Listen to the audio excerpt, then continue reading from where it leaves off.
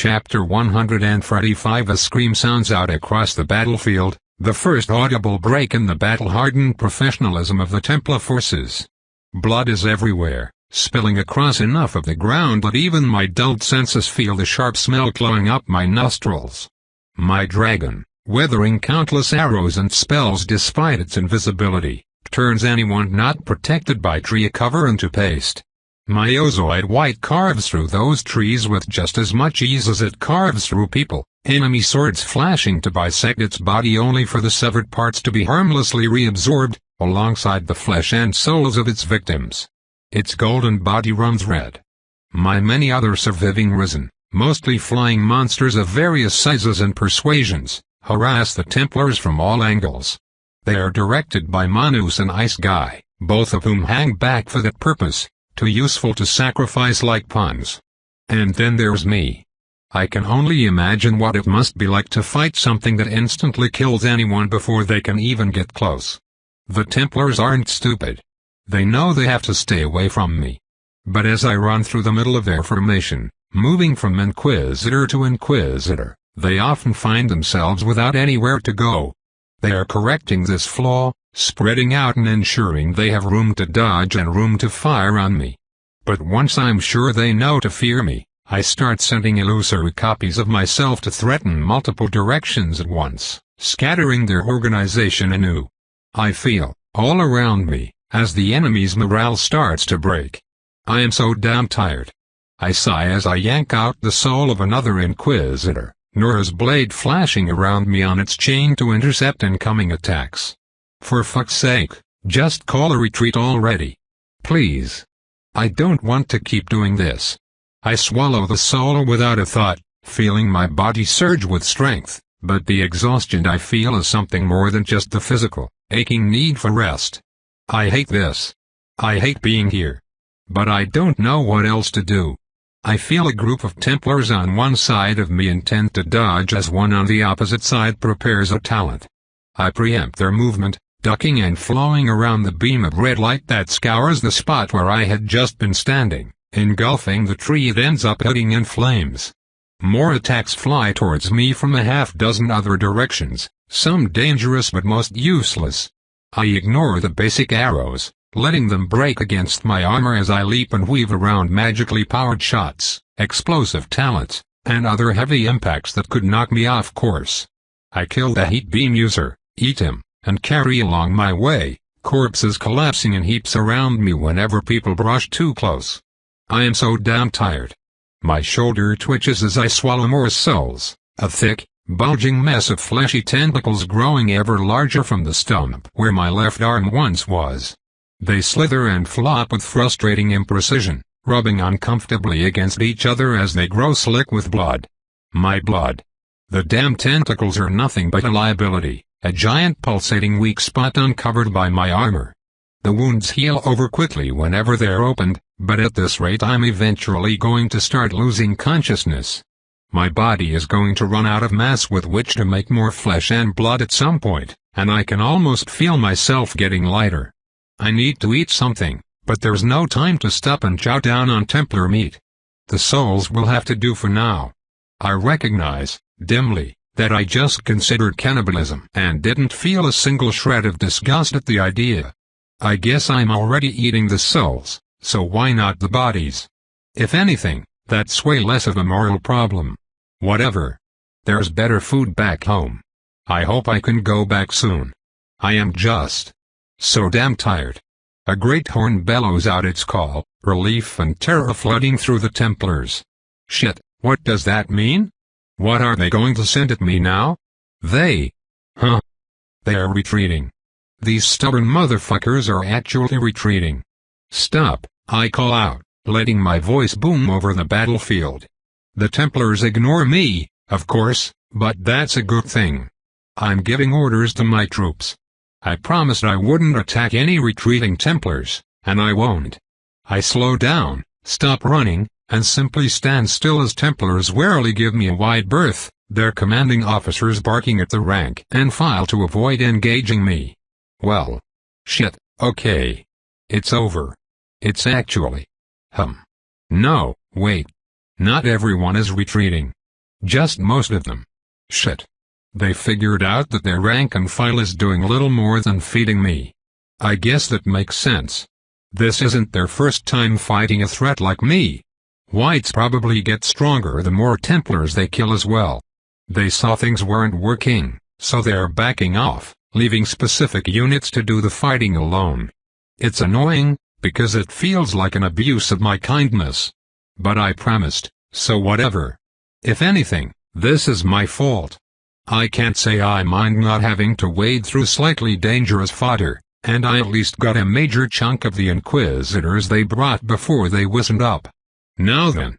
The groups that have jealousy in place of relief. The ones still tensed for the kill. The ones still bursting with terror because they've finally seen what they're up against. The ones that aren't retreating.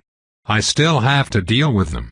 But I take my time, scanning their souls and making my best guesses as to what talents I'm up against, trying to assemble some idea of their plan to fight me. None of the people left behind feel as powerful as Arden, or anywhere close, but that doesn't mean they can't be dangerous to me. I'm not dumb enough to think that the right combination of weak talents can't wipe me out, it's just, well, still going to be less likely to work than an Arden blast to the face.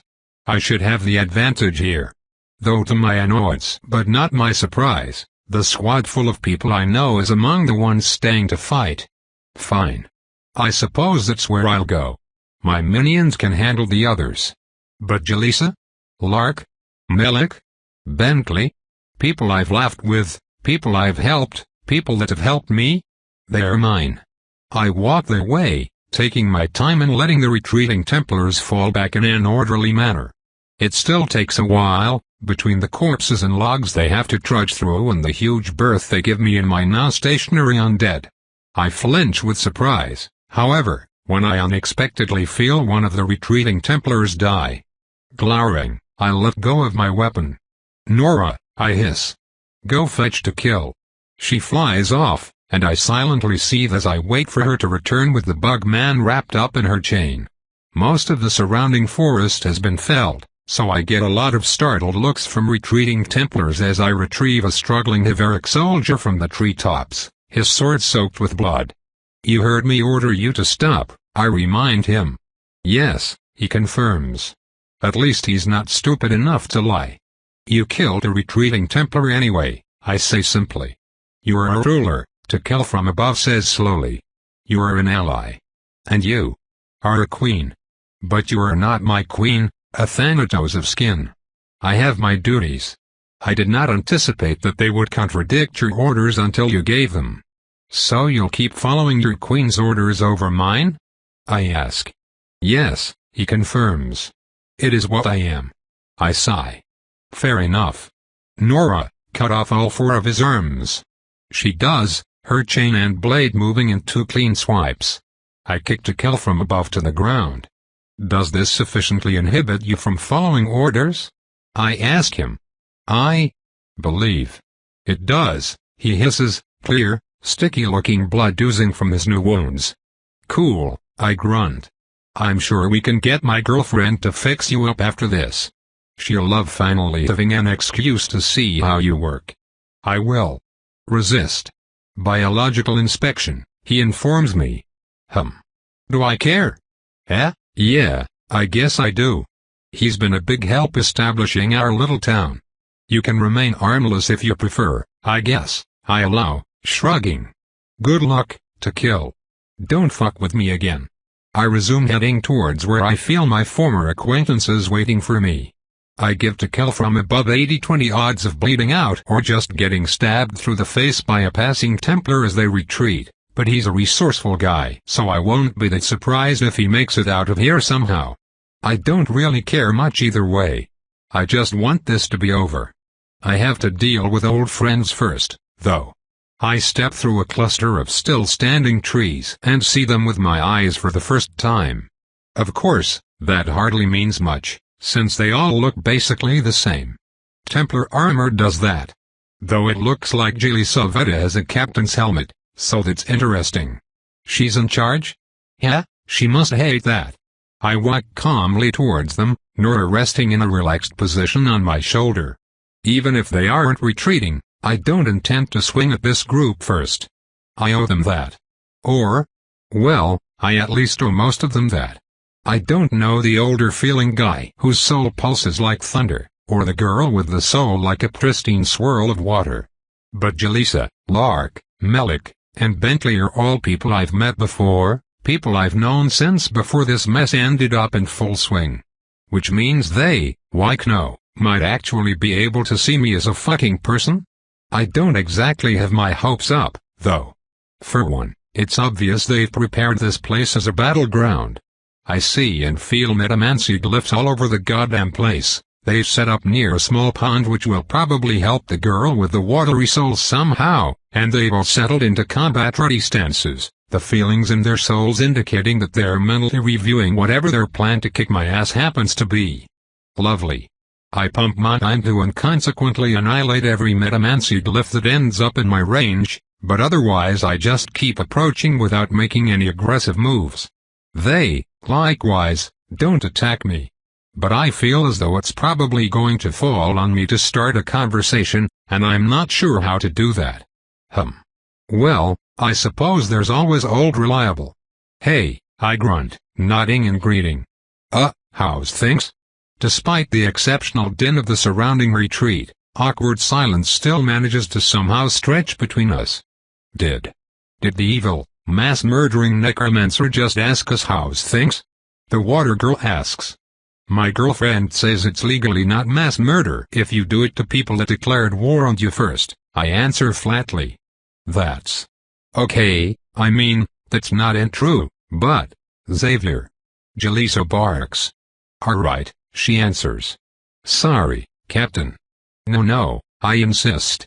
I want to hear the but. Genuine curiosity here. Though of course, instead of indulging me, a number of the glyphs I destroyed while walking towards them suddenly reappear behind me, outside my reach. The water woman, Xavier, I guess, but I doubt I'll remember it, unsurprisingly has a water talent, and, with Bentley grabbing and somehow seeming to support her, moves a huge mass of the stuff up into a big ring around all of us. The glyphs activate, freezing the water into a huge circular sewer that traps us all inside.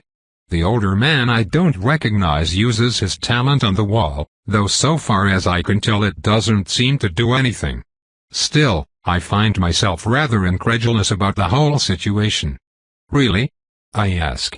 This is your plan? To force me into close quarters where I'm strongest? To give yourselves nowhere you can run? We don't want to fight you, Vita, Jalisa insists. Then leave, I counter simply. Jalisa looks away, glancing at the pointlessly armored figure that is Lark. Lark doesn't seem to be in great shape, emotionally speaking. No idea why, though. I barely know her. Maybe all the blood is getting to her poor little monster core. Her soul is super interesting now, actually. Her outer shell works like pretty much any other person's soul would, and it sort of acts like a buffer between the void bits, which seems to be supplying her a completely different set of desires and instincts, and her brain, which does the actual piloting of the body. The curious thing to me is why her brain doesn't also have those same Vrothizo instincts. But I guess maybe it does? I don't know, I should leave brain theory to Penelope. The point is, most of the people here seem worried, terrified, and determined. Lark, meanwhile, just feels like she got hit in the head with a hammer and can't think about anything other than how painful it is. Except that she is not injured. It's not that simple, Vita, Jalisa tells me. It's absolutely, completely, 100% exactly that simple, I disagree. Just leave. The church won't accept that outcome, Jalisa explains. We'd just end up having to come back and fight you later. Right now, though, we're cut off from the outside world. Harvey is trapping us in a giant silence bubble to prevent you from sending orders to your undead, but it also gives us a chance to talk without other Templars overhearing. Oh, shit, I hadn't even noticed the silence spell. I can probably just throw my voice outside the bubble, but that's still pretty clever of them. More importantly, though, I like where this is going. I smile, hefting Nora and sticking her head first into the ground, leaning on her as a show of non-aggression. I'm listening, I tell her, smiling slightly. Captain, the sound bubble guy whose name is Harvey, I guess? Grunts warningly. Don't worry, Harvey, this isn't against our orders, Jaleesa dismisses. It's just a non-violent solution to them. Well, mostly. Mostly?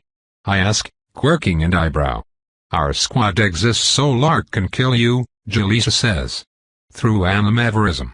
But if you two instead have a battle that ends with Lark subduing you, enough that the higher-ups can be convinced that it's possible to believably contain you, then we should, eventually, be able to transition things into your plan. The story becomes that Lark can defeat you, but not kill you. So you become our weapon against ours, and she becomes your keeper, I guess. That way we can all fuck off, I snap, my smile having turned into a frown early on into her dumb plan. Vida. I know it's asking a lot, Jaleesa says. Well, no. Honestly, it's shitty. It's awful, it's unfair, and puts you at a disadvantage when you're currently in a position of strength. But it's also the only way we'll get on the same side. It's how everyone gets out of this alive. Or, I point out, holding my tempering, you could all just leave. I would if I thought that would help, Jaleesa promises me. It will, I grunt. Just leave.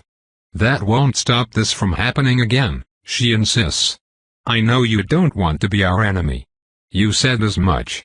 And helping us fight ours is exactly the sort of thing that will get people to start trusting you. But you have to understand that, after everything you've done, you have to make concessions in order for us to accept that first step. I think you're somewhat understating how phenomenally moronic these concessions actually are, I growl at her. Like, listen to yourself. Seriously think about this. You're asking me to just let myself get my ass kicked, probably have parts of my soul bitten off, and then basically become a slave to a bunch of people that hate me? Yeah, I'm sure that'll work out great. This is fucking weak, Jaleesa, even for you. She makes a helpless gesture, half shrug and half concession. Yeah, she agrees. But it's the strongest I have. Well, ain't that the story of your life, I grunt, and I'm not too proud to admit I feel a certain satisfaction at the flinch it elicits. What about you, Melik? Is this your thanks for saving my mom from a mind-controlled slime present? Did the Templars ever tell you that their backup plan if I failed was to burn Lisha village to the ground with all of you still inside it? Yes, actually, Melik grunts. Guldra mentioned it. I blink with surprise. He's serious? Then why the fuck are you a Templar? You know my talent, he shrugs. They didn't give me a lot of options. That's rough, buddy, I nod sympathetically. Wanna join my team instead? Hey. Water Girl yelps, breathing heavily from her previous talent use. Don't poach our squad mates in the middle of a battle. It's fine, Xavier, Melik dismisses. Being a Templar isn't so bad. Besides, this way I get to kill fucked up monsters disguised as people. Speaking of, I have a question for you. What happened to my master's soul? I raise my eyebrows. Who's your ma? Oh, Theodora was your master. Of course she was. Fuck, now I have to keep you alive or she and Margaret will never let me hear the end of it. So she's one of your slaves, then, Melik concludes, seemingly resigned to the fact. Figures. Was it even really a slime controlling you, or did you just want her power? It was really the Nora controlling me, I promise him. I won't pretend she deserved what happened to her, but I can assure you she seems pretty happy now, at the very least. I'll take you to see her, if you want. I'll pass, Melik hisses. The woman I knew would never serve something like you.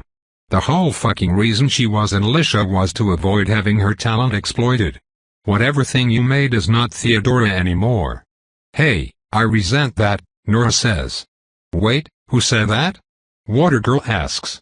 I did. Nora announces, and I somewhat hesitantly let her go so she can float under her own power, showing off a bit. I'm a revenant. And like, yeah, that's weird and things are pretty different, but I'm still me. I'm still Nora. Wait, did you say? Nora. Bentley asks, horror creeping through his soul. Fuck yeah I did. Wait a second, I know that voice. Bentley? Yo, how are you doing? Life been treating you okay? I hope my death didn't freak you out too much, ha ha. Found a boyfriend yet? You turned Nora into a scythe? Bentley shrieks at me, and I wince. Hey, don't knock it till you try it. Nora chides, floating and twirling around in the air. I can fly, I can use my talent on myself, I can still see and talk and stuff. Oh, and I parried the fucking sword of Skyhope, so I'm obviously awesome. Look, I never found a good humanoid body for her, and she ended up really liking that one time she was a scythe. I explain hesitantly. So, now she's a scythe person. I promise, she asked for this. I'm doing my best. Vita was right, Bentley, Nora insists. You have no idea what fucked up shit the Templars did to her. You're on the wrong side. Also, you didn't answer me about the boyfriend. You're not Nora, Bentley insists. Nora would never be okay with something like this. Oh, I'm sorry, do you become a completely different person whenever you change your mind about anything? Can't we still be friends? Bentley, who is this? Watergirl asks. You know this Scythe lady? She used to be on my hunter team, Bentley explains. She was my best friend. Ouch. Was. Guess that's my answer, Nora grumbles. Well, hey, for the record, I'm cool with being friends with an awesome murder scythe, Watergirl declares. Since we're apparently just waiting around and having a friendly conversation with the great grand heathen of the forest over here instead of that fight to the death I was expecting to happen, can't I ask why she has a bunch of tentacles growing out of her body? My arm got blasted off by Arden, I answer, shrugging. And my body just likes to grow tentacles, I guess. I just kinda have a constant stream of mostly uncontrolled biomancy constantly turning me into a mini Mistwatcher. Wait, seriously? Watergirl asks. Damn, that's super cool. I mean, it also sounds like it might be kind of annoying, but it's still cool. Okay, I like her, I admit, jerking my thumb at Watergirl. Are you sure you guys can't just leave? I don't wanna fight any of you. I'm actually a boy, Watergirl says. I blink with surprise, before squinting at her soul a bit harder. Are you sure? I ask. My question seems to hit her like a runaway cart, and I'm not even going to try to parse through all the emotions that spring up as a result. It's not important right now. No, the way I see it, I have two issues that actually require my attention. Firstly, why are we still standing around and talking? Not that I mind or anything, but I've already refused Jaleesa's offer and they've already refused my request for them to leave. So are they stalling for something? If so, what? And of course the second question is, why haven't you said anything, Lark? I ask. I mean, let's be honest, you're the only one who feels even kinda threatening. So what's your plan? You wanna eat me? The armored Vrothizo breaks from her daze for the first time, her attention locking on me. Ugh, is she taller than me now? Everyone is taller than me, dang it. When I make myself a better body, it's going to be tall. How many people did you kill? Lark asks me. Can't say I expected that question. What, like, just now? I ask. I don't know. Between me and all of my undead, probably. Hundreds. Why? There's so much blood, she says. So much death. You killed so many, but you spared me. Why? I shrug. It's not really that complicated, Lark, I tell her. I kill people that try to kill me. I don't kill people that don't try to kill me. I feel like that's a pretty normal stance. So when you stop trying to kill me, or anyone else, for that matter, what reason did I have to keep fighting you? And to that end, I raise my hand up over my head, letting Nora fly into my open palm. What reason do you still have to be here? I'm happy to catch up under better circumstances, but right now I have an army in my territory and I need them to leave. Her answer trails off, but I find myself not caring over much as my senses suddenly pick up something exceptionally powerful rocketing towards the battlefield. It's Guldra. She's on her way here. So you were stalling me, I hiss. Okay, playtime is over. You drop these walls and get the fuck out of here, or we throw down. I weave a kinemancy spell to create attack orders outside the silence bubble surrounding us, but it gets blocked by some metamancy bullshit. Okay, I see how it is. I crouch down, readying to strike. The kinemancer preventing me from getting help is in the back, so Melik will be my first target. I need my dragon to bust me out of here. Last fucking chance, I snap at them. Let me out. Now. Do or die, Lark. Jaleesa shouts. Or both, Lark answers quietly, and suddenly she's on top of me. Holy shit, she's fast. I barely manage to deflect her sword with Nora's shaft, my tendrils lashing out in retaliation. She pulls back, twisting and weaving as she bites my tentacles with her helmet still on, causing pain to flash through my soul. Fuck. I can create as many tentacles as I want, and I doubt she can bite all of them, but do I want to rip her soul out after all the effort I went through to keep her alive?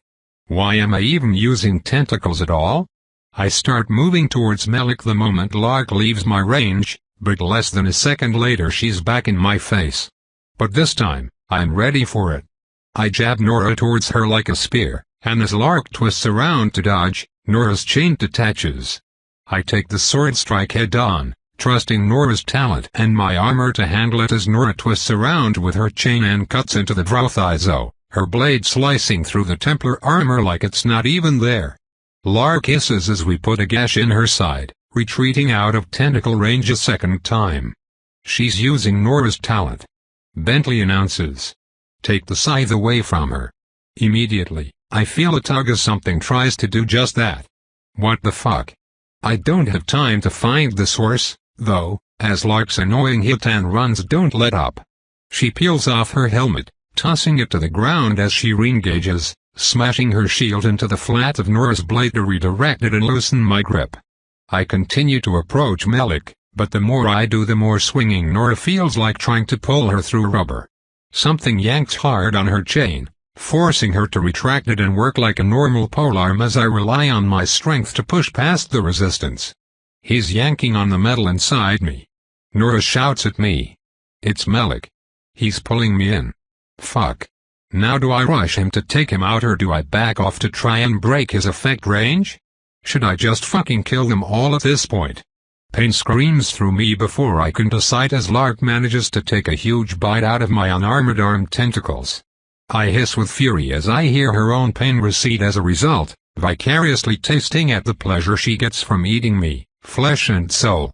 I don't lose anything important, but it still hurts like shit. Worse, she doesn't let up her attack, striking at my hand hard enough to loosen my grip. Immediately Nora is ripped outside my reach, and Lark steps in to bite my armored shoulder. Too soon, I hiss, as Nora's talent stops her teeth dead. I punch Lark in the face as hard as I can, breaking half the teeth she tried to bite me with and spraying black blood everywhere. With Nora and I separated, I've got maybe 10 seconds before she's too exhausted to keep using her talent on my armor at this distance. That's more than enough.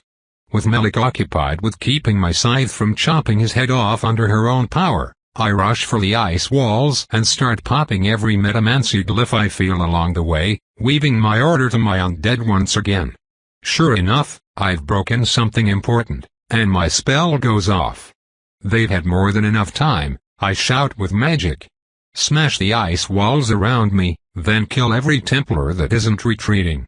And the best part is, the sound bubble goes both ways. No one stuck in here with me knows I've given the order. Inside the bubble, all I hear is clanking noises as Lark's gauntlets and boots hit the ground. Her face bloody, she rushes at me once more, claws and talons out. And now she's even faster. I feel my troops rush this position as Lark crashes into me, her broken torso armor bursting as she frees her second pair of arms on the way. I can't block her six-limbed flurry of blows unarmed, but I don't really need to. All I have to care about is her teeth. I'm simply too damn tough to flinch much from her other blows, even as claws rake through my mask and gouge cuts across my face. I don't want to fight these people, I don't want to kill them. So all I really need to do is wait for my undead to smash through the ice walls hemming me in, get Nora back, kill everyone else, and then leave. Are you trying to kill me, Lark? I growl at her, trying to make a grab for her throat but being forced to back off as she snaps at me. Are you sure you want to push me to do the same? What else am I supposed to do? She shouts back. This is what the Watcher wants from me. She reaches her arms around to fire webs behind me, cutting off my escape. So I walk forward instead, grabbing her wrists with fleshy tentacles and yanking her towards me for a knee in the gut. Is that so? I ask. Then there's only one way that ends. She's far faster than me, but I'm stronger, tougher, and have fought monsters for longer. I don't need Nora or any other weapon to deal with her. Even my newly grown foe tentacles are strong enough to hold her down, spin her around, and force her to walk directly in front of me as I approach Melik. I've offered plenty of times to let you all go. I shout at them. Do you really want to die that much? I don't understand you. I don't understand any of you. Bentley rushes forward, his weapons raised, ignoring Jaleesa's shouts to stay away from me. I'm tempted, very tempted to kill him and make an axe counterpart for Nora, but I just fondle his soul a little and he collapses from fear. Weak, just like he always was. As he continues to fight with Nora, Melik finds himself struggling to escape as I approach. Behind me, my dragon smashes the walls of ice that are preventing my escape into frozen powder, and I feel that Xavier woman try to grab it all to attack me with. I pull Lark closer, holding her back firmly against my chest as I wrap my fingers around her neck. Then the chaos begins. The many Templars that had been left behind in formation start dying once again, my troops starting the slaughter once more. Manus and Ice Guy jump onto my dragon's back, flying off to engage Gildra before she makes it here. She literally won't see them coming. Just let Nora go, I demand. And I'll let Lark go? Then we can all go. You guys, your troops, me, my troops. Do anything else, and all of you die. My attention on Melik, I'm immediately relieved to feel the fight leave him. His intention to give up is clear, along with the rest of his squad. Except Lark, I suppose, but it doesn't feel like she actually wants to kill. My physical senses suddenly cut out. My body thumps to the ground behind me. Huh? Before I can react, she's rushing away, grabbing Bentley and dragging him out of my tentacle range. I try to move, try to look around, but my shattered threads only pull on empty air. What just? Oh. I see. Long, thin quills protrude from Lark's back, slick with blood and messy with viscera. It's hard to tell from the silhouette of my soul sight, but I think there might be small bits of my skull and brain on there. What the fuck? She didn't have those things the last time I fought her. Did Penelope tell me about those? Shit, she might have. I don't really remember. My thoughts feel fuzzy. I think I just died. Well, fine, then. I let my tentacles sink downward, finding my corpse and feeling around inside it for purchase. Grabbing on, I let myself fill my old vessel, flowing through the insides and letting my power take it once more. Honestly, my body is much more comfortable, all of a sudden. Sure, my head has been vertically bisected and I've lost the tentacles that were replacing my arm, but nothing in here is moving. At least not on its own. My heart no longer throbs in my chest, pulsing fluids to every corner of my innards. My lungs no longer feel the urge to suck in and expel wet breaths. My body is calm. The joy of it almost makes me calm as well, but not quite. Death it is, then, I try to say, but one half of my head falls to the side and all that escapes my throat is a wordless rush of air. I suppose that's fine. I burst forward, not holding a single bit of strength back as I feel the telltale rip of my muscles tearing. Though this time, I truly don't have to care. My body is already dead, and my muscles provide nothing of value anymore. I close the distance between myself and Melik with a single leap, grab him by the face with my one remaining hand, and slam his body into the dirt below. I feel him lose consciousness immediately, letting go to snatch Nora back out of the air. I should have known better than to try to spare them. They are not worth it. Never were. I'll kill them. I'll kill them all. But they'll suffer first. Bentley rushes at me again, so I swing Nora at his waist to cut off both his legs. Everyone dies. Everyone is food. All but the one I promised. My one remaining eye swivels in my belly to stare at Jalisa. Only you, my tentacles spell out for her in cursive. She orders a retreat. Too late, little jelly. You had your chances. Far too many of them. My dragon dies. My revenants die. I feel them shatter in sequence, and soon they are joined by countless others. Guldra the Annihilator approaches, and I snarl in rage. The water girl rushes forwards to try to help Bentley, so I grab her and hurl her at the Kinemancer in the back, shattering the armor and bones of both.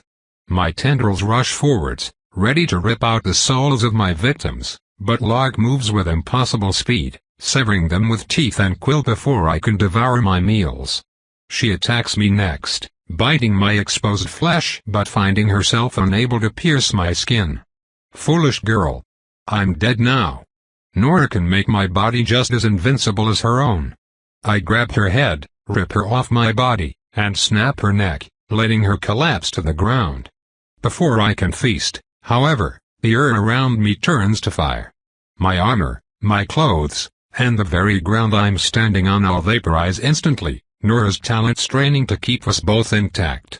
I let a pulse of myself into the world, blue mana shattering yellow and ending the spell as I glower up at my new enemy. Guldra the Annihilator. She's here. But she can't kill me, not when I'm like this. I leap up at her, Nora's chain extending to cleave her head from her shoulders. She's fast, though, flitting away before we can get in range and letting me fall back to the ground, where yet another annihilation spell hits us, full force. Watch his eyes, Guldra swears mildly. You're even sturdier than the dragon. The fuck do you eat, girl? Souls, I roar at her, using mana to speak the word and destroy her pitiful spell simultaneously. Right, yeah, duh, Guldra sighs, scratching the side of her helmet. I knew that. Stupid question, really. And then the spell resumes. The burning, all-consuming heat of annihilation flares to life around me, following me as I try to dodge, letting up only in the moments I force it to with my own mana. Which is something I can only do in bursts, while Nora's soul strains more and more under the power needed to resist incineration. Who'll tuck her out first, I wonder? Guldra taunts from above. Me, or your stick? I've been going hard for 60 years, girl, and you'd better fucking believe I've got at least 40 more in me. Guldra starts supplementing her annihilation spell with projectiles to harass me with and further strain Nora's talent. I continue to dodge and weave, letting my mana bloom into the world as often as I'm able to give Nora rest. But Guldra is right, I'm losing this. I should have taken Nora and the dragon to personally fight her, not leave her to a bunch of worthless Templars. Now I don't have any way to fly. And to make matters worse, I feel a tug again. Melik has regained consciousness. He's badly shaken up, but his jerks and tugs on Nora's body are enough to be a problem, and I've been focusing so much on dodging Guldra's attacks I'm no longer in range to just soul kill him. Or anyone else on his team, for that matter. Shit. You're dumber than you were last time, Guldra comments. You fight like a wild animal while dead. The instant after I destroy her annihilation spell with another pulse of mana, she uses a different spell. Ice walls solidify into existence from the air around me, hemming me in before I can destroy the spell that creates them. And beneath me, the ground starts to boil. I let out a pulse all around me again, but it doesn't seem to stop what's happening. If anything, it makes it worse. The heat is already there. She'd been gathering it and collecting it below me in order to make a trap of molten dirt and stone. My feet start sinking down into the red, noxious liquid floor. The moment Nora stops using her talent, I lose my legs. And then her annihilation spell restarts anew. Time to see if this really works, then, Vigor muses. Stay back, everyone. More and more mana gathers around me. More and more heat. Nora and I start to cook alive, and not even my mana pulses give her relief. Her soul is straining, being pushed past limits she's never reached before. I swing her at the walls, hemming us in, cutting loose massive chunks of ice that sink into the lava pit that's now caught me up to my waist. Wait, part of me thinks. If I cool this off now, won't it just solidify around me? But the idea is caught in a swarm of fury and desperation, an unrelenting deluge of survival needs. I have to cut myself free. I have to kill Vigor. I have to devour them all. But I feel Nora's talent start to fail. I feel her desperation, her pain, the quiet breaking of something deep inside her soul. I feel her decide to focus on protecting me, even at the cost of herself. And finally, as the inferno continues to rage, I feel her break. So the part of me that still thinks coherent thoughts decides to let go. Nora flies out of my hands, caught once again by Melik's talent. I know I don't even have 10 seconds this time. Nora's talent deactivates the moment her soul loses consciousness, something that I've never even seen happen to revenants before at all. I feel my body dissolve into ash, pain screaming through me as the threads of my soul which hold me inside do the same. Trapped in my own corpse, I burn. I have to leave. I need a different body. But they're all too far away. I can't reach. I'm tired. I am so damn tired. But I'm not dead yet. As my corpse dissolves to nothing, with me burning inside it, I leap. Chapter 146 Helpless. That's the emotion that has defined my life for as long as I can remember. Even the beginning, the single most pivotal moment of my life, getting my talent, was just helplessness magnified 1,000-fold. Every day I woke up helpless, paralyzed by my own mind. And so I worked as hard as I could, I pushed my mind as far as it could go, I trained myself and became one of the strongest people in the world so I could join the Templars. Just to once again find myself helpless when my team tried to take down Avrothaizo. I was helpless when I woke up in the hospital, helpless to prevent my transfer to the Inquisition, helpless to make a real difference at Site 4, helpless when Vida slaughtered everyone on her way out, helpless when she dragged us all through the forest, helpless when Victoria begged for help escaping, helpless when she died for the attempt, helpless when I suffered through decontamination, helpless to stop my superiors from starting this pointless fight, helpless to do anything to stop it, and now I'm wrist-deep in the blood of a Templar under my command. Sweet, beautiful Bentley, bisected by a former friend. His legs lie next to me as my hands press his gaping waist, fingers flashing through a healing spell that my triage training says won't be enough. That I should be leaving him to die, because a lost cause is a waste of resources that might be needed healing Malik's concussion, or Xavier's internal damage, or Harvey's broken bones, or Lark's. Everything. But I'm not letting someone under my command die. I can't. If I don't at least try, I'll break. I may be helpless, but I always try. What more can I do, when I'm just a normal woman dealing with veritable gods? Come on, Bentley, I call to him, pushing as much healing magic into his body as I'm able, trying to staunch the flow of the arteries and veins dumping his blood onto the dirt. Stay with me, Templar. Help. Lark. He mutters blearily, because he's too fucking good for this shit world. Neck. Her neck. I spare a glance Lark's way, noting a lot more wrong with her than just her neck. Though that is a prominent issue, since it's turned completely the wrong way around. She lies on her back, but her face is still in the dirt, black blood leaking out of her shattered mouth. Both of her arms on the far side of me are missing as well, burnt to nothing for the crime of being too close to Vida when Vigor started her attack. The attack, as best I can tell, is going in Vigor's favor. Vida seems to be trapped and is slowly being, well, annihilated. Melik is still trying to get that damn scythe away from Vida, the tough bastard, but I have to ignore all that and focus on Bentley. A High Templar has stepped in and I'm trusting her to handle it. As for Lark's injuries, well, I can still hear her heartbeat. Vrothizo are too goddamn tough to die from something like a broken spine. She'll be fine, I promise Bentley. Just stay awake for me. Can you do that, Bentley? Focus. Stay awake. I say that, but my logical mind pushes through my horror and tells me it's a lost cause. Bentley is losing blood far faster than I can heal him. Behind me, I hear the scythe finally slap into Melik's waiting palm, and the roaring fury of Guldra's magic annihilates Vita soon after. But I can't spare a glance to care. Xavier. I call out. If you're still conscious, I need your talent on the blood. Trying, ma'am. I hear Xavier's response as nearly a sob, the poor kid struggling to crawl towards us with all the bones he's broken. He's too far away and too low on strength. My team is on it, though, Watcher bless them. Harvey's leg is twisted badly enough for me to know it's shattered, but he still staggers onto his hands and knees, loops one of his arms around Xavier, and starts dragging him closer. I watch and feel Bentley's blood quiver into broken veins, the flow slowing and diverting enough for my magic to start sealing things up. Holy shit, we're doing it. We're actually going to, an icy chill pulses through my spine as I see a spiritual tentacle flit past my vision. No. No, no, no, no. I keep working on Bentley, stabilizing him, sealing his wounds over, but I can't resist glancing around.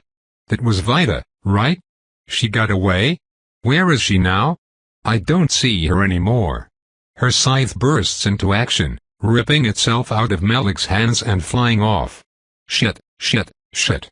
No, it doesn't matter for now. Focus on Bentley. A few moments later, Guldra floats overhead and I suddenly feel another healing spell, a much more powerful healing spell, start doing my job for me.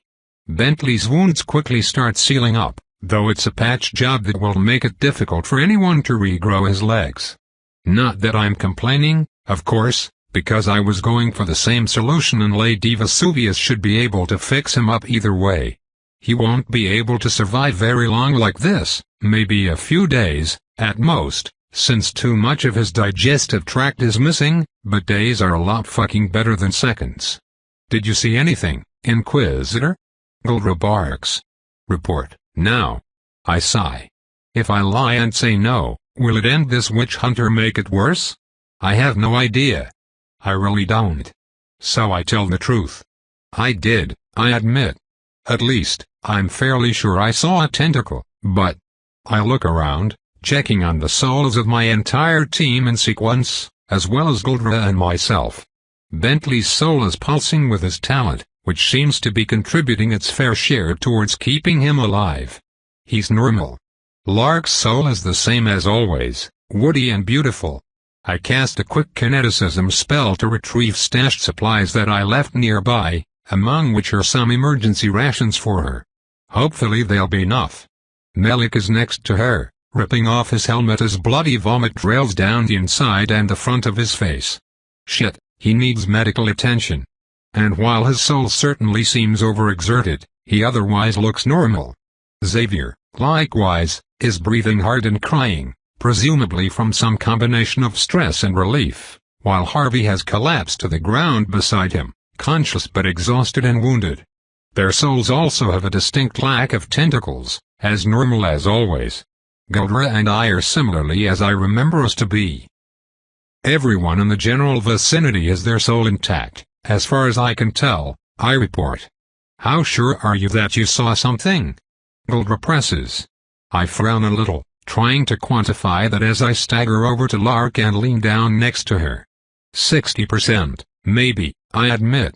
It was a brief flash of a tentacle, which I couldn't follow. I was also busy stabilizing my team at the time. I see, Guldra says, scowling as her eyes pass over my squad. Where's the scythe? It flew off, I tell her. I'm not sure where. Shit, Guldra swears. She's probably the scythe, then. But of course, we'll have to operate under the soft assumption that you're Vita until we can get another Inquisitor over here to corroborate your claim. I grimace. Yeah, that makes sense. If I'm not Vita, Then my observations clear everyone here. If I am Vita, I'd obviously lie about my own soul, but everyone else still can't be Vita. Either way, my team is clear. But I'm not. Understood, I nod. May I continue to administer medical aid? Guldra seems to think for a moment, then nods. Yes, we need Lark on her feet. You heal her, I'll get the rest. I nod to confirm again, returning to focus on the important tasks in front of me. Namely, what the fuck do I do about Lark? She's missing multiple limbs, she's wallowing in a pool of her own blood, and her neck is broken so hard her entire fucking head is facing the wrong way. The normal medical response to this situation is heal someone else instead, that one is dead. But presumably, as long as I feed her, she'll walk it off. I just don't know if I should twist her head the right way around first. You normally do not move the head when dealing with spinal injuries, but I'm not actually sure Lark can swallow anything with her neck twisted up like twine. I carefully move her head back around, flinching a little as she locks a wide-eyed, feral stare in my direction. I pull out the first of the rats. Hey Lark, you're okay, I whisper to her. That's a brave girl. Stay strong. That's it. I slowly place the rat in what's left of her mouth, which she struggles to swallow. But thankfully I don't have to stick my arm down there to push it in. I would have, of course, but it's nice to not need to so soon after losing my last one. The rat doesn't seem to have a noticeable effect on her regeneration rate, but I suspect that there's a lot of serious internal damage getting dealt with first and continue feeding her our supply, which eventually manages to halt her bleeding and reconnect her spine, and that's something my senses can hear happen bit by bit, much to my discomfort. By the time I'm out of rats, Lark is still missing 2 of her arms, but she's breathing normally and no longer looks like she is a flinch away from biting my throat out. You did good, Lark, I assure her, watching Guldra float around and cast magic on my squad. She never drops below 20 feet in the air as she does it, which is frankly a ridiculously long healing range. I failed, she croaks back at me. I reach down to carefully scratch the base of her ears the way she likes. You got our entire squad through this alive, I tell her. I'm not sure anyone else can say the same. That wasn't me, Lark insists. She wasn't even trying. She could have killed us the moment she got close. She just let us live. Because she knew us. I suppose she's probably right about that, so I let her assessment pass without challenging it. She does seem to treat the death of people she knows and people she doesn't know with a world of difference, doesn't she? I agree. But regardless of the reason, you did your duty and we all live to tell the tale. That's worth a lot. I hated every moment of it, she mutters. I've done nothing but fight for my entire life and today still had more death than anything I've ever seen before. I don't think I'm cut out for this, Captain. Couldn't we have just left her alone like she wanted? We don't get to make those decisions, Lark, I remind her gently. Well, maybe we should, she counters. Then we'd have to leave the Templars. Well, maybe we should, she repeats. I never want to have to do anything like this again. I nod solemnly. I've been having similar thoughts lately. Yeah, I agree. Don't know what else I'd even do, though. Being a Templar has been my goal since I was a little girl. But now's a rough time to be one, that's for sure. I was a lot more proud of myself when I was just patrolling the city and helping people out. I was good at that. War, though. War just makes me feel helpless. There's not much to say after that. Our surviving forces and Vita's surviving undead do a final skirmish before both groups break off, spilling the horrid scent of offal ever further through the forest. 13 Inquisitors manage to survive the fight, and Guldra brings them over to confirm my report. Everyone's souls look normal. No sign of tentacles. Why are we in full retreat? Guldra snaps at one of the Templar commanders. Intelligence suggests she still has a base camp. That could be where the Lich fled to. We're not in any shape to search the forest for a camp, let alone fight the Lich again, the commander insists. In no small part due to your departure. Where have you been, Vigor? Arden died an honorable death, but they shouldn't have had to die at all. You were expected to be with us. Gilder huffs in frustration. Skyhope was attacked, she announces. It was a surgical strike from sleeper agents in the city. The Inquisition has been entirely wiped out. The survivors here and at Sites 1 through 3 are our only remaining anti-animancy forces. Watcher's eyes, the commander swears. How did they wipe out the entire Skyhope Inquisition? Well, based on examinations of the bodies, we believe First Lady Vesuvius was involved, and possibly compromised by animancy. Her whereabouts are currently unknown, but we've managed to secure her research lab. Oh, fuck. That's not good. I glance back at my team, or the few of them that are still walking, anyway. Bentley, Xavier, and Harvey are being transported by our medical squad, leaving only Lark and Melik to trail behind me like ducklings. Melik dry heaves again, his post-combat adrenaline crash having hit him like a truck. He has been without anything to vomit for a while now. Lark looks horrified, though, and I don't blame her. Lady Vesuvius has been a big help to all of us.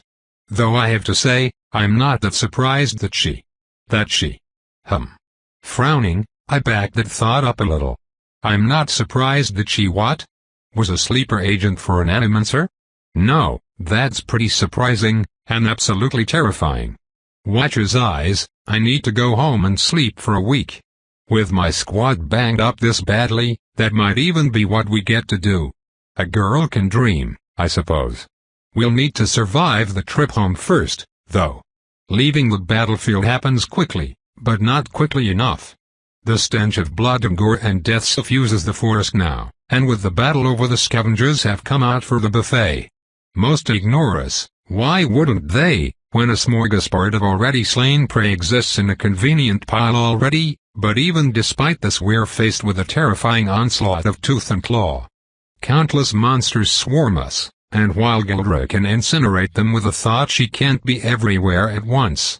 Since I'm almost entirely intact, I'm one of the people on the front lines trading blows with monsters twice my size. It's terrifying at first, my mind constantly on the verge of overloading into an episode, but I manage to hold out, if barely. The longer the fight goes on, though, the less I worry about myself and the more I worry about Lark. Unarmed and unarmored except for her tassets and greaves, she steps out onto the battlefield, ignores formation, and just starts ripping monsters apart. She fights like a completely different person, all teeth and rage as she lashes out against the horde. I watch her tackle beasts 3 times her side, being clawed and bit and taking wound after wound just to heal them off as she bites back. She is, in this fight, a Vrothizo, even more so than when she was gnawing off my arm. I think it's only the fact that she avoids our defensive lines that prevents her from being gutted like the monsters, and when the swarm is finally done she returns to us drenched in blood, with all of her limbs and teeth recovered. She falls in step behind me without saying a word. "You okay?" I ask her. "No," she answers simply. "Yeah." Dumb question, I guess. "Hey, Lark." Melik pipes up, staring at the ground as he walks. "I wanted to ask you something."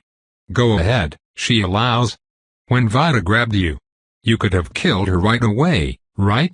With your spines? But you didn't. You waited until she threatened me." "Well, she was threatening everybody, but..." "Yeah. Why'd you wait?" he presses. "Because I didn't want to kill anyone," Lark says simply. "Not even her." He doesn't seem to react to that, leaving us to march in silence for a while before finally answering. "If you ever lose control again," he eventually says, "I won't try to kill you. I was wrong. And you deserve more than that." Lark glances his way impassively. "Suit yourself." I let myself smile, just a little. At least there's some good to come from this. My squad made it out alive, and they'll grow as people from it. Well, at least hopefully. I'll need to closely monitor everyone and ensure their mental health is taken care of while the biomancers tend to their physical needs. But I think it will be best to wait at least a couple days before I decide who does and doesn't need me to intervene. Right now, everyone is just tired. The trek back to Skyhope thankfully doesn't end with any other Templars dead. The whole city is a mess when we get back, though, no doubt owing to Lady Vesuvius' alleged attack on the Inquisition. The attack sites are quarantined off, which of course means that most of the largest Templar facilities aren't available for use, but I get called for a debrief anyway in a cobbled-together command center within the city. Based on your observations, Captain, what would you say are the major blunders that lead to the failure of the operation? I'm asked during the meeting. Attempting it in the first place, I answer immediately, which doesn't seem to make command very happy. To clarify, Captain, what tactical blunders lead to the failure of the operation? One of them answers, entirely unamused. Which is fine, since I'm not exactly joking. Assuming that not accepting the Lich's offer of alliance against ours is not a valid answer, I begin, and the looks I get from command indicate that it isn't. I would say a delayed and inefficient response to the Lich penetrating our lines caused the most damage, followed by our orders to not allow Lark to engage the undead under the Lich's command. The majority of our casualties were caused by a lack of response to the high Templar level threats, which we had no answer to due to Gulda's absence. Gulda's absence was unavoidable, given the circumstances, command insists. I find that somewhat silly, since she didn't even make it back to Skyhope before the damage was already done, but pointing that out is worthless here. That is why we should have had a proper backup plan, I answer instead. I'm dismissed not too long after that, with orders to stand by. As one of the few surviving Inquisitors, I'm apparently quite valuable now. Now that I think about it, will I even be allowed to leave the Templars if I wish to? I am an animancer, and I'm not sure if any remaining Inquisitors have the ability to remove memories. Shit. Well, reduced options aside, for now I need to return to the barracks and check on my team. To my mild concern, all of them are in the medical ward. But I quickly relax as I see Harvey, Xavier, and Bentley are simply resting next to one another while Lark and Melik hang around to keep them company. I join them, interrupting their current conversation with a brief greeting. Are you sure you shouldn't be one of the people in a bed, Melik? I ask him. He's sitting in a chair next to Bentley's cot and looking like he is about to pass out. I'm fine, he insists. Just tired and hungry, that's all. They are bringing food around soon, I think. Of course, I nod. Xavier, Harvey? How are you holding up? I'd ask Bentley as well, but he's clearly unconscious. The biomancers have done all they can for now, and they're letting his body rest and regrow before coming back around for another series of spells. I've had worse, Harvey grunts. I haven't, Xavier mutters. Honestly, I'm pretty shaken up, boss. Well, near-death experiences will do that to a person, I reassure him. It's totally normal. I mean, yeah, there was that, Xavier dismisses. But I'm also trying to figure out why the Soul Reader kept thinking I was a woman. Oh, right, I allow, confused. She did do that, didn't she? That was odd. Oh, yep, Xavier mutters. Super weird and quirky and not at all deeply, personally mortifying. Something you're not telling us, Xavier? Harvey asks jokingly. No.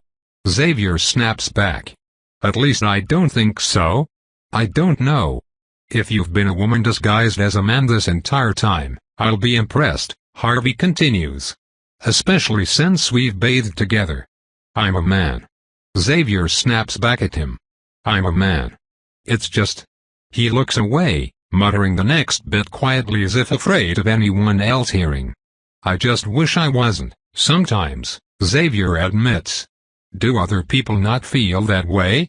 A brief silence descends, each of us perhaps considering our answer. Can't say I ever have, Harvey answers first.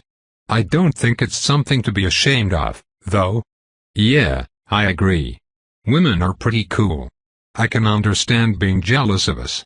I watch Xavier carefully as I say that, trying to judge how he reacts. This is a new one for me, after all. It doesn't look like my joke worked, though. Damn. I hate having to trial and error this. I've heard that Lady Vesuvius publicized a series of biomancy spells that could change someone's sex over the course of a few months. Lark comments idly. Lady Vesuvius is missing, and probably a traitor, Xavier grumbles. Maybe, Lark admits. But this was a while ago. You might be able to find other biomancers willing to do the procedure, but I doubt it will be cheap. It doesn't matter anyway, Xavier mutters, looking away. Why not? Melik asks. Because it'd be weird. I've already been a man my entire life. Xavier answers. And besides, Bentley wouldn't want to date a woman. He and a few other members of my squad turned to glance at me, since having a relationship with a squad mate is technically against policy. I just shrug. I didn't hear anything, I lie brazenly. I'm probably going deaf. That gets a few chuckles, at least. The conversation trails off after that, none of us having advice, or even context, for Xavier's situation. I didn't know souls could be male or female, but I suppose if they can, and Xavier has a woman's soul in a man's body. Well, I don't actually have any idea what that would be like. Probably very strange, at minimum. My squad and I continue chatting about various things late into the night, though before long most of them start to pass into slumber. Melik didn't even get out of his chair, now leaning on the foot of Bentley's cot as he drools protectively over his squadmate. It's kind of cute. Only Lark and I are still awake, and while we don't really want to leave, we've made somewhat of a silent agreement not to speak either. We don't want to wake up the boys. Or whatever it is Xavier's situation makes them. I'll have to look into all this tomorrow.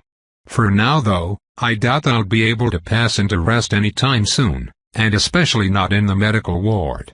There's too much activity, too many people moving around, and too much stress in the air. There's also been a fly buzzing about, making a nuisance of itself. I watch it with mild annoyance as it circles around the room a half-dozen times before finally landing on Melik's hand. It dies instantly, its tiny spirit sucked out of its body, pulled down Melik's arm and entering his soul. The fly's corpse flops unceremoniously onto the bed as I freeze in terror, trying desperately not to react. Oh watcher, Vida is alive. She's alive and sleeping peacefully inside my squad member's body. What should I do? Chapter 147. I wake up with an annoying crick in my back, my face resting on the foot of a medical cot soaked with my own drool. It takes a moment to blink the incomprehensible mess of dreams I was having out of my eyes before I can remember how I got here and what I was doing yesterday. Oh, fuck, that's right. I was fighting that big battle against Vida Templars against Lark and her team, and I jerk upright, but not in time to stop the bile from rising up my throat and ending up all over the foot of Bentley's cot. The memories in my head warring for dominance as my parasite of a soul clashes with my stolen brain. That monster, Vida, hides inside me, having burrowed into my soul to use the husk as camouflage. Except I am Vida, hooked up to a body and a mind that isn't my own and struggling to deal with the second person that's now leaking inside me. This isn't fun for either of us, I try to think to myself, except I'm not sure which me is doing the thinking. And there's no answer because there's only one of us in here. I've already gone insane. Melik. Someone shouts with surprise, and I instinctively recognize it as my name, but it's not my name, but it is. I'm not her. I have always been her. This is my body now. Sorry, I choke out. Nightmare. It's not normal to vomit after a nightmare. The woman continues, and it's Lark. She saved me. Are you feeling nauseous? Yes, I admit. Very. I'll get new blankets for Bentley, Jaleesa says, sounding exhausted. What? How does she sound exhausted? I just know she's exhausted, I can feel that. Let's get you into bed as well, okay Melik? Okay, I allow easily since she's my captain. Since she is my enemy and I need to hide. Since she's right and I need rest. Oh watcher, what am I? Did I just think oh watcher? Fuck, I'm a tool. Didn't you not like the Templars anyway, Melik? Why do you pray? There's no answer, but I know I pray because sometimes I need all the help I can get. How foolish. The Watcher will never help me. I need to get this under control. I need to get her out of my soul. I need to accept that my soul is gone. I need to get his brain to stop influencing me. Help. Someone help. Can Penelope fix this? Wait, Lady Vesuvius is an animancer? Penelope is my girlfriend. I let myself be guided to a bed, too busy falling apart to do anything but obey. My body is shivering, sweating, and I feel it like I used to feel it, like I've always felt it, without threads of soul dominating my perceptions and making everything numb by comparison. I don't have to claw at the insides, feel the blood pulse inside me, or think about every wet breath. My real soul, the parasite controlling me, is once again squeezed into an eggshell far too small for it, but thankfully I have a new trick to keep it hidden. Vita has some sort of extra-dimensional tunnel connecting her soul to a pool of mana, and I can wedge myself partially inside that, alleviating the pressure of being inside Melik's now hollow, too small shell. Hey, I never wanted to be a shell. I never wanted to be a parasite. I never wanted your memories. At least I can agree with myself on that. I realize, dimly, that I'm being led away from the rest of my squad. I mean his squad. No, I mean. Fucking whatever. Ugh. Everything feels wrong. This body is even worse than my last one, all stocky, and lumpy and still goddamn short. Except that I also feel somewhat defensive about that, because it's my body, and I've had it for 17 years now, and I've been working hard to get it in the best shape it can be, thank me very much. Who cares how short I am when I can almost fight toe-to-toe with a Vrothizo by myself? Ha! Except I'm weak. I'm slow. I'm pathetically human. Which is better than being a monster, weakness and all. Jalisa guides me out of the medical ward and into another room, my room, this is my dorm room, and helps me onto my bed, fetching a bowl for me to vomit in as she regards me with a blank expression that's difficult to interpret. Except all expressions are difficult to interpret and it's pointless to try because I can sense she's suspicious.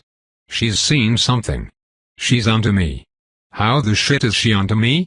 Oh fuck, can she save me? Can she free me? Will she kill me? Will she tell others about me? Do you think you're sick, Melik? She asks me simply. Or just stress and exertion? I think I just need rest, I answer her. The biomancer said my head was fine. I wonder if I wouldn't be having this problem if he'd gotten concussed badly enough. Maybe I should have smashed him into the ground a little harder. Except. Fuck, I remember that. I was so terrified. She was split in half from head to breast, half of her body drooping down as bits of her brain leaked out of the wound. Yet still, she saw us, knew us, hated us. I hated him and he knew it. And then I just moved, and I felt her hand on my helmet, her fingers crushing the chitin like paper, my face flying towards the ground. I shudder, making a grab for the vomit bowl, as I empty more bile brought up by the mixed memory.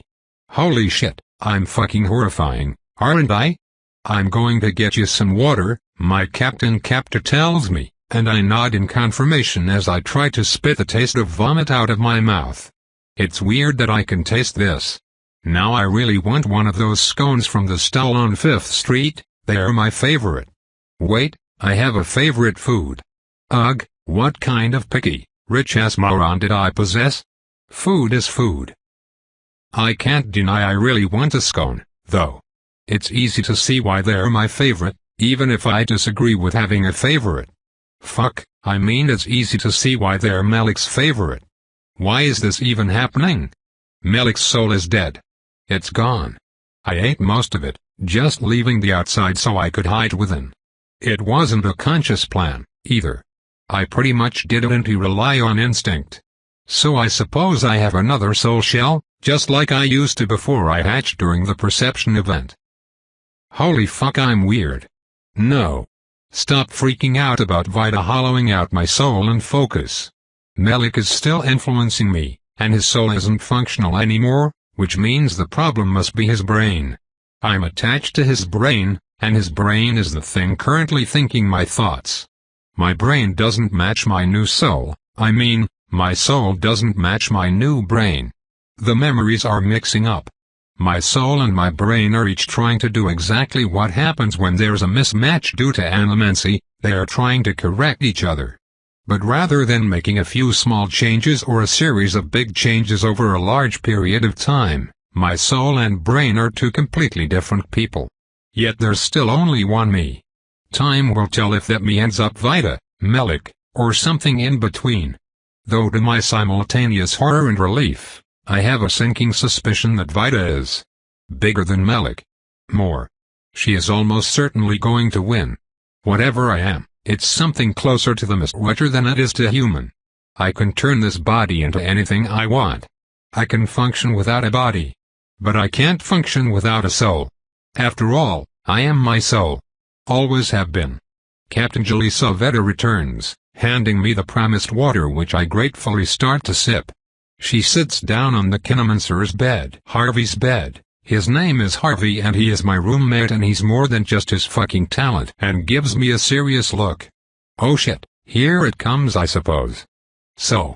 The surviving Inquisitors aren't decontamination specialized, which means we're falling back on mundane anti-animancy protocols, Jalisa tells me. I've just got to ask you a few questions and whatnot. Don't worry, we're doing this with everyone. There's an element of untruth to that. Jalisa isn't doing this to everyone. She explicitly isolated me because she thinks I'm Vita. Which I am. But of course, I can't call her out on that without admitting I'm Vita, because Melik wouldn't be able to tell she's lying. Do I want to admit I'm Vita? Can she even help? Would she want to? Okay, ask away, I tell her. What's the name of the trainee that was slated to be part of our squad but didn't graduate? She asks. Gina, I answer immediately, even though I never knew her. She was my friend, after all. What element of your talent is classified? Long-range metal detection, I answer. Though if these questions are to determine if I have knowledge Vita doesn't, it's worth noting that she's aware of that aspect of my talent. Wait, do I even still have my talent? I reach out for the familiar extra sense I've had for years, finding that while I can still feel souls from within my dead shell I have not retained my ability to feel or control metal. I suppose that's to be expected. But boy is it inconvenient. I like my talent quite a bit, and I also need to be able to pretend I have it or I'll be found out in a heartbeat. I might still be able to tentacle cast by squirming around while in my hidey hole, and I know a lot of spellcasting theory so I should be able to whip up a manipulate target dust kineticism spell. And while I don't have anywhere near the range on it that I used to, I can sense delicious metal by just feeling out mana flows. The issue is that, unknown to everyone but myself and Theodora, my talent isn't actually kineticism. We don't actually know what it is. She said it looked like a completely uncategorized form of magic, and I unfortunately never memorized the spell formula she derived from it. Why would I? It's stronger when just used as a talent and I was trying to keep it a secret anyway. Hopefully whatever spell I invent to spoof it won't give me away. I have to peel my thoughts away from the topic, though, because remembering Theodora nearly causes me to vomit again. What the fuck did I do to Theodora? Oh Watcher, oh fuck, she was so defiant. She knew I was evil but I just kept pushing her until she broke.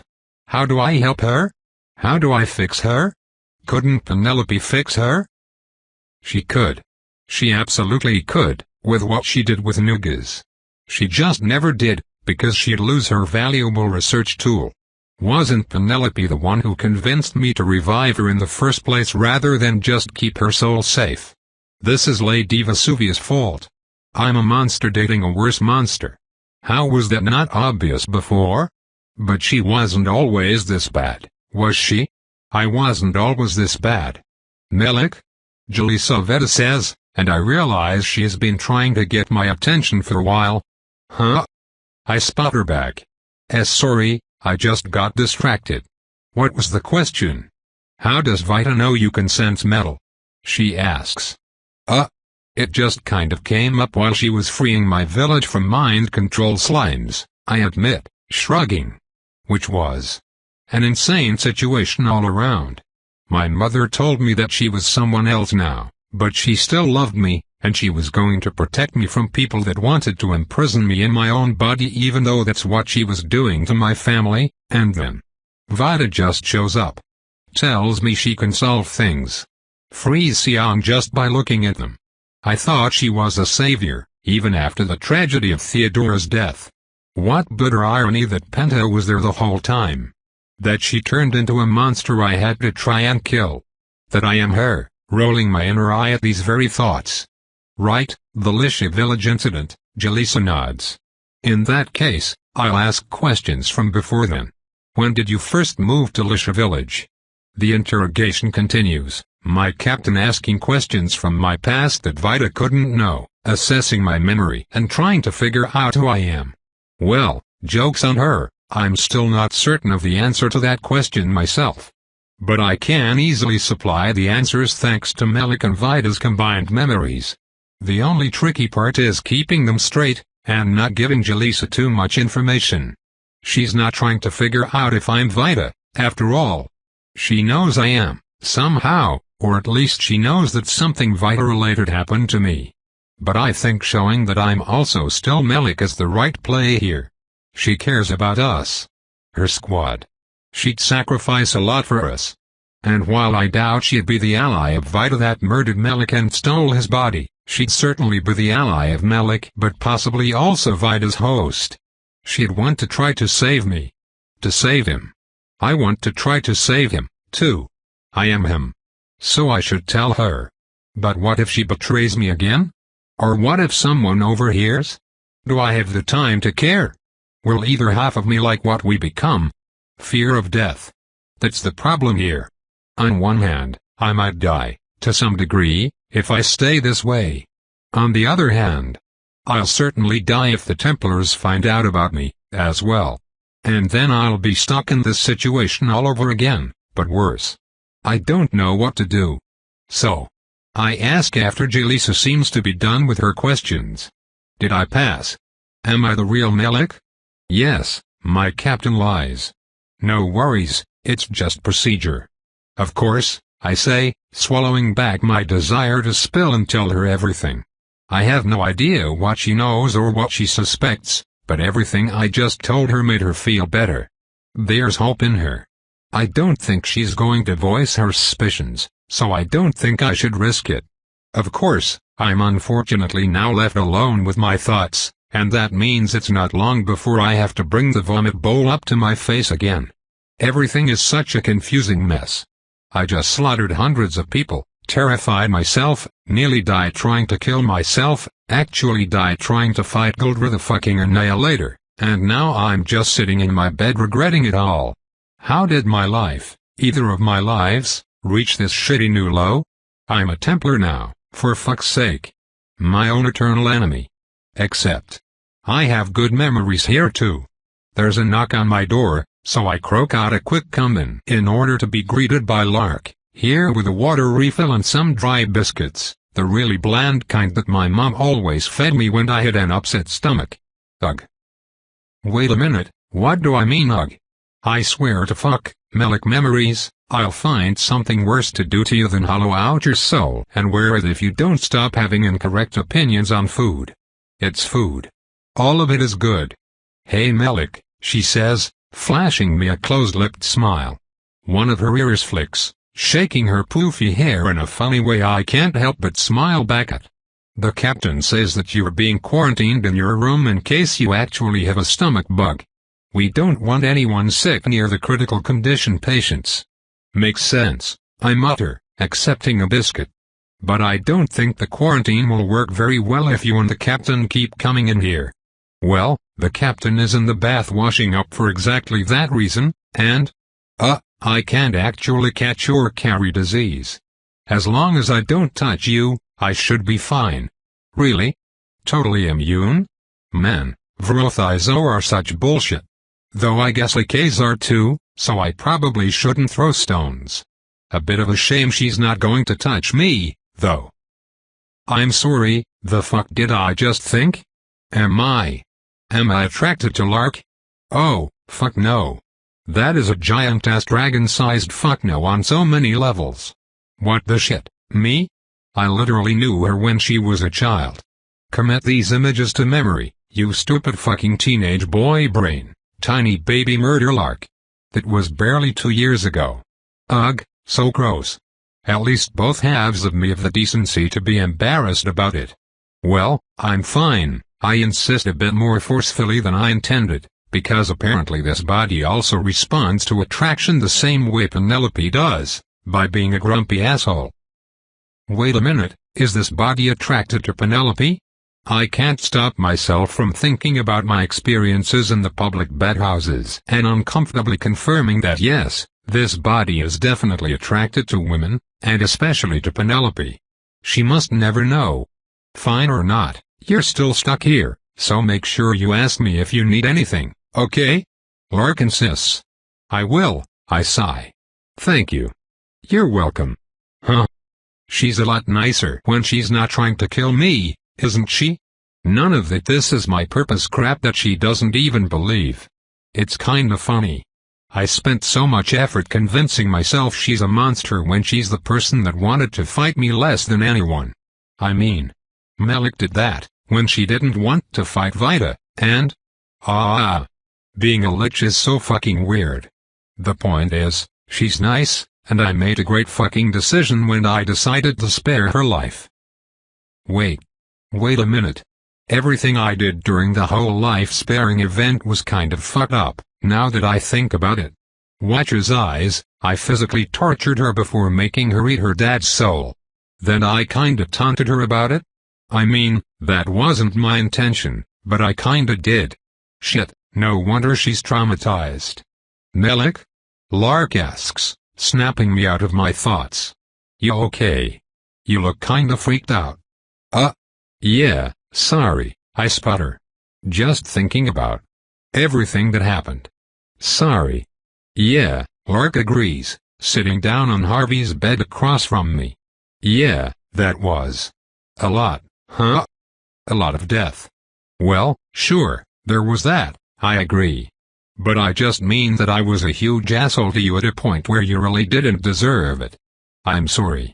The best part of this apology is the fact that all of me owes her one, Vita for her bullshit, of course, but also Melik for being a grumpy dick and trying to kill her that one time. Which I failed miserably at. So embarrassing. I have a bit of morbid curiosity about whether Melik was attracted to her before, after, or because of that. But ultimately no part of me wants to know the answer.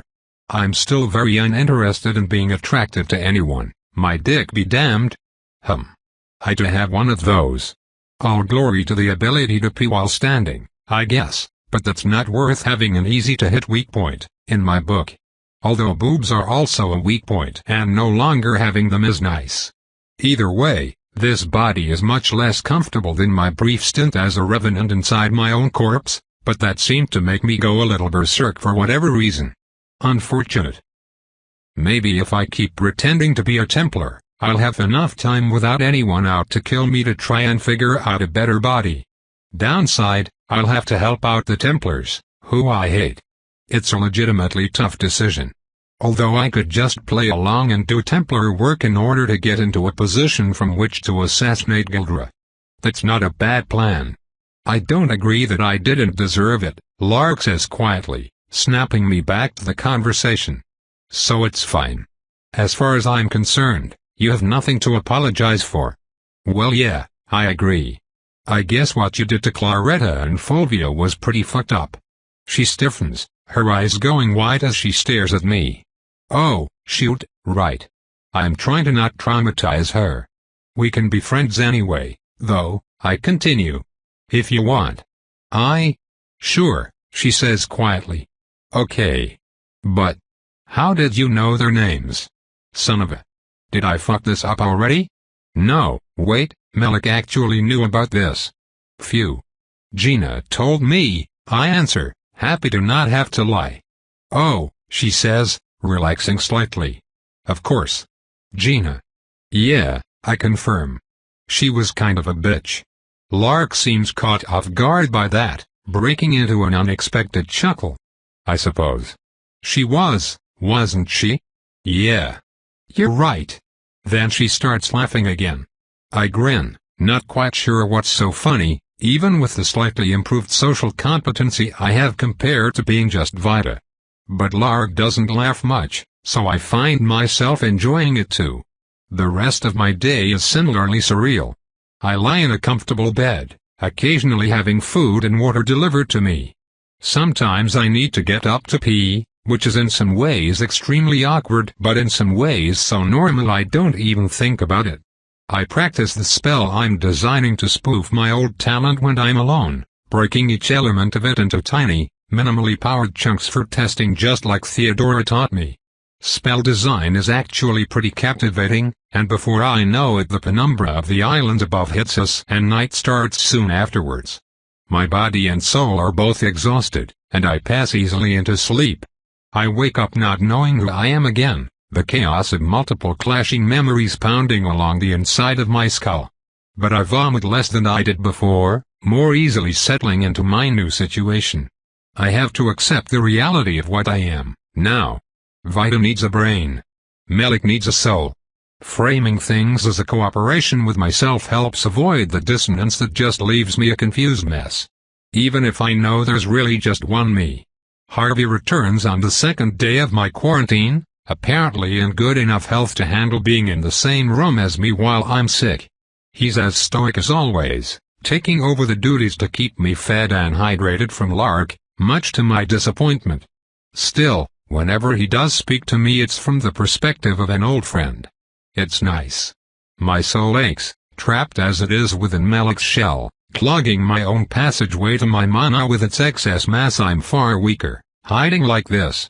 No tentacle yoinks, far less mana access, and the shell blocks off vision from my eye, greatly reducing my sensory detail. But I can hatch at any time I choose, and then I'll be back to full strength in moments. Well, full spiritual strength. Melik's body is far weaker than Vita's old one, and the optimization process for it is yet to begin. Perhaps my soul is waiting to be fed, still recovering from whatever damage death and repossession did to me. Of course, I'm in no hurry to let my soul start altering my body again. After all, growing a physical tentacle or new eyeball will be a literal dead giveaway. At least I don't think I lost any memories, on either end. I only gained new ones. My third day of quarantine passes much the same as the last. My fourth day has me not vomit at all, even on awakening. Rest and introspection has done me some good, I suppose. Either that or my brain and soul have simply finished attacking each other in an attempt to normalize and are just going through the standard updates. Who knows?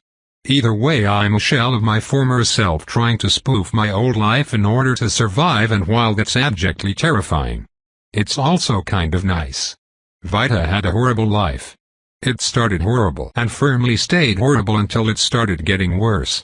The opportunity to be someone else instead is somewhat refreshing, in a way. Melik has friends. Teammates he can count on.